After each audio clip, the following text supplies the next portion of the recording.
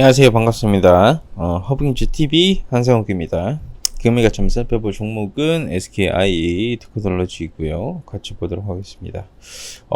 주주분들이 굉장히 고생들 많으셨어요. 제가 휴가를 갔다 온 금요일 이후에 2거래 가까이 굉장히 좀 많이 빠졌네요. 예, 왜냐면 금요일도 4%, 오늘도 뭐 5%, 거의 이틀 동안 10%나 조정폭을 보여주는 하루인데요. 지금 왜 이런 흐름이 나와주고 있는지, 시장이 엄청 세게 하락하고 있죠. 왜 도대체 시장이 하락하고 있는지 이런 부분에 대해서 설명을 좀 드릴 수 있도록 하겠습니다. 집중해서 한 번씩 들어봐 주시고요.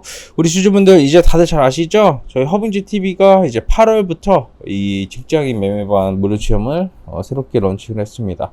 여러분들 일가 투자의 균형을 맞춰 가질 수 있게끔 저희가 장전 매수 매도 신호를 보내드리며 본업에 충실하시고 하루에 1, 2분만 투자하셔도 이렇게 매매를 하실 수 있으시게끔 준비를 해놨습니다.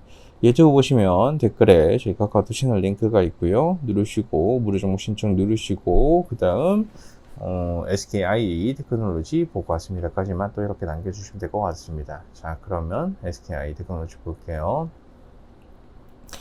종목에 그다지 뭔가 드라마틱한 문제가 나와주진 않았습니다. 그나마 이제 문제라고 하는 부분이라고 하면 사실 수급적인 부분에서의 제일 문제점이 있죠.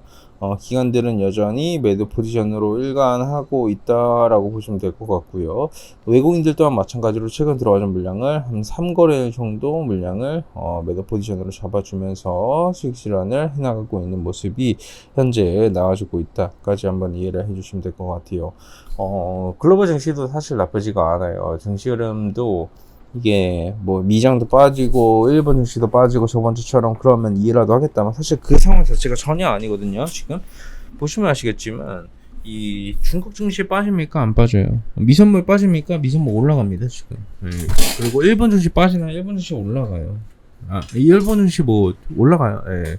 별로 변동성 자체가 전혀 없는 시점이라는 거죠. 그렇다고 해서 뭐 매크로 환경에 우리가 기대를 매크로 환경에서 조금 좋지 않은 이슈 어느 정도 적용도 됐고요.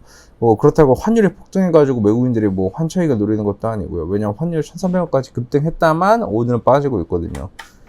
아무런 이유와 근거가 전혀 없죠. 예, 빠진 이유 근거가 없는데 사실 두 가지 정도의 우려감이 있다라는 점을 우리 주주분들도 체크 포인트로 잡으시는 게 좋을 것 같아요. 근데 그 부분에 대해서 설명을 일단은 좀 드리자면 10일날 CPI가 있어요. 근데 이번 CPI가 잘 나와줄지에 대해서는 사실 좀 회의감이 좀 있거든요. 이번 주도 그렇고 이번도 그렇고 다음 달도 그렇고. 근데 결국 이게 어떤 부분과 연관 관계가 있냐면 이 중국과 러시아 감산 이슈 때문이라고 보시면 될 것 같아요. 결국 이 석유를 이제 어떻게 보면 감산이라는 게 그리고 CPI라는 게 석유 영향을 엄청 많이 받을 수밖에 없어요. 구조적으로 사우디가 계속 감산을 하는 것도 가격 자체를 끌어올리기 위함도 있고 미국 엿먹으라고 그러는 것도 있고요. 본인들 이익을 위해서 포지션을 잡아주는 것도 명확하게 지금 있는 상황이에요. 그러다 보니 너무나도 아쉽게도 지금 그런 우려감 상태에 좀 남아 있다라고 보시면 될 것 같고 궁극적으로 이제 9월달이 좀 포인트가 될 수 있을 것 같아요. 왜냐하면 한국 증시가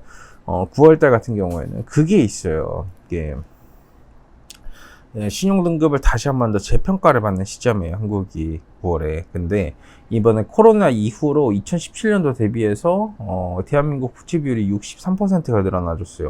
어마어마하게 증가했죠. 코로나 때문에 이제 추경하고 그러다 보니 어쩔 수 없었던 부분도 있는데 제일 큰 문제가 사실 가계대출인 거예요. 대한민국 민족 성향이 조금 도박 성향이 좀 크죠.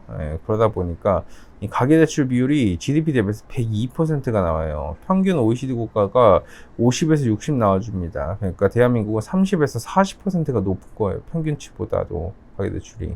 그렇다라고 해서 대출 많이 받았어? 그걸로 뭐 잘 해가지고 돈 많이 벌었어? 그것도 아니거든요. 왜냐하면 반도체 시장 작살나가지고 이제 수출 비중의 반도체가 대부분이었는데 반도체가 작살나버리니 어떻게 됐어요?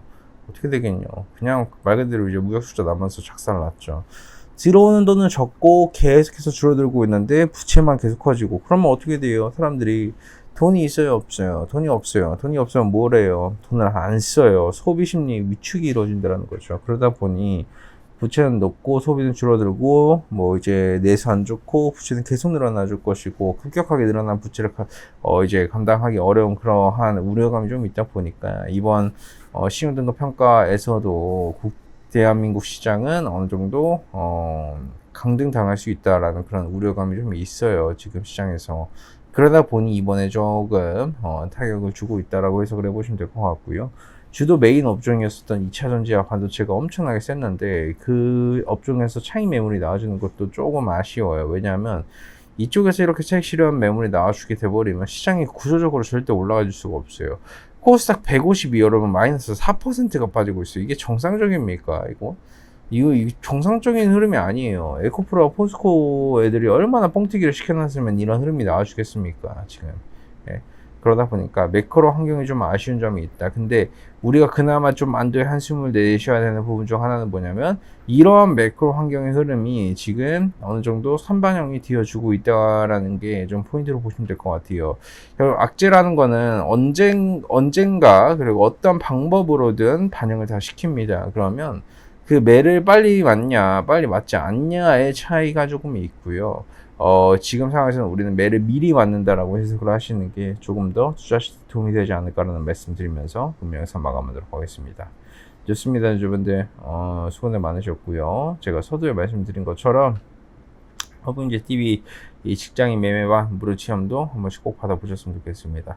나는 시간이 없어 투자를 못해. 이건 너무나도 말도 안 되는 핑계입니다. 왜냐하면 하루에 2분, 3분만 투자해도 수익을 낼 수 있고 투자를 할 수 있는데 그 정도 시간마다 투자를 하지 않고 추가적으로 이제 추가 수입을 원한다고 하면 사실 내 욕심인 거죠. 왜냐하면 누군가는 내 본업보다도 더 열심히 노력을 해서 수익을 만들어가고 있는데 누군가는 그 정도 몇 번마저 투자를 못하는데 수익을 얻어가고 싶다? 저는 그게 현실적으로 불가능하다 봅니다.